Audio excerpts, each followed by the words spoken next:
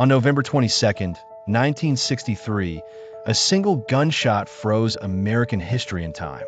But imagine a different ending to that day in Dallas, one where John F. Kennedy survives and completes his presidency. In this alternate reality, the United States does not enter an age of trauma and suspicion, but one shaped by youthful energy, disciplined diplomacy, and unfinished ambition.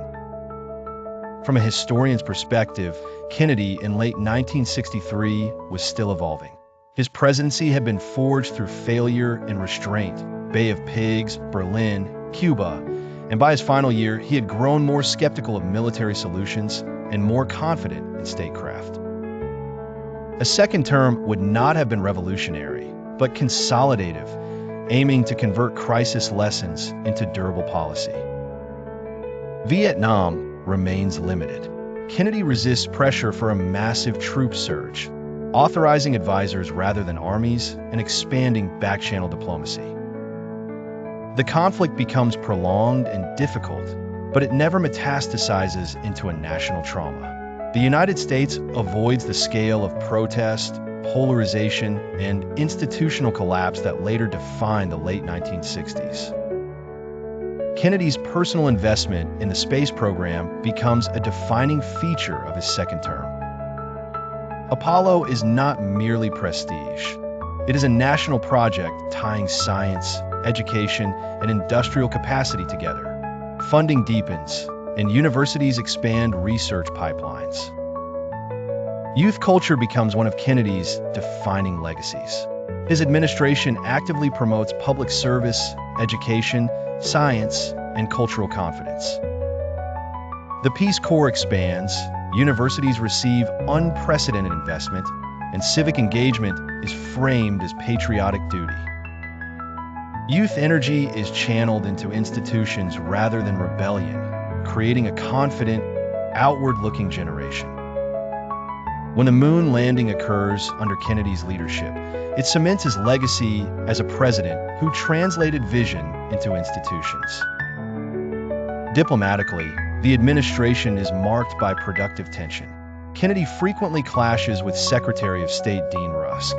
Kennedy favoring flexible diplomacy and back channels, Rusk emphasizing alliances, caution, and procedural stability. Yet Rusk's contributions prove decisive, strengthening NATO cohesion, managing decolonization crises without escalation, and professionalizing crisis diplomacy. Their friction produces balance, restraint without retreat. Decolonization in Asia and Africa accelerates under this approach. Rather than defaulting to proxy wars, the Kennedy administration expands development aid, technical assistance, and political engagement with non-aligned states. Results are uneven, but militarization at the margins of the Cold War is reduced. The United States is seen less as an occupying power and more as a competitive partner. At home, the fight against racism becomes central and more collaborative. Kennedy forms a deeper working relationship with Martin Luther King Jr., moving beyond symbolic support to sustained coordination. Federal enforcement of desegregation expands, voting rights protections advance, and civil rights are framed as a moral and strategic imperative. Internationally, Kennedy takes a stronger stand against apartheid in South Africa, increasing diplomatic pressure and aligning the U.S. with global anti-racist norms, an explicit break from quiet accommodation. Women's rights gain earlier institutional footing. Equal pay initiatives expand. More women are appointed to senior roles, and gender equality is legitimized as a federal concern. Progress is incremental, but it arrives earlier and with executive backing. Robert F. Kennedy becomes indispensable. As Attorney General and later a senior policy architect, Bobby drives civil rights enforcement, anti-poverty initiatives, and labor reform.